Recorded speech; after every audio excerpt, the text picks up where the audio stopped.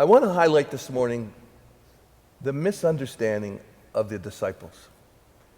It's again a theme that you see all throughout the Gospels, and it's an important one. Again and again and again you see this. They don't understand Jesus. They underestimate him.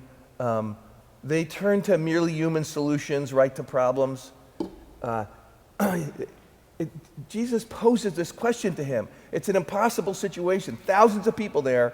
And as a test, he said, where can we buy enough food for them to eat? He said this to test them. Philip answered, 200 days' wages worth of food wouldn't be enough for them to have even a little. Andrew chimes in, there's a little bit here, but what good is that? Do you see what's going on here? The dialogue between Jesus and his disciples? He's not doing this to test them in a bad way, but to elevate their consciousness. Here's an impossible situation that is not possible to deal with in human terms, and teaching them to turn to God.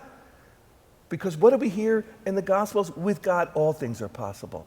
Perhaps that's the reason why God allows impossible situations in our lives in the first place.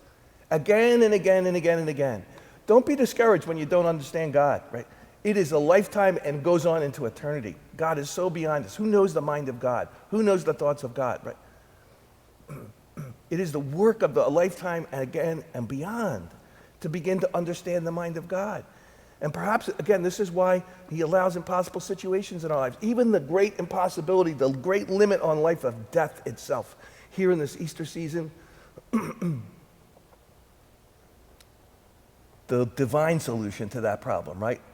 Jesus' resurrection from the dead, which we celebrate in this glorious Easter season, which we cannot understand and wrap our minds around.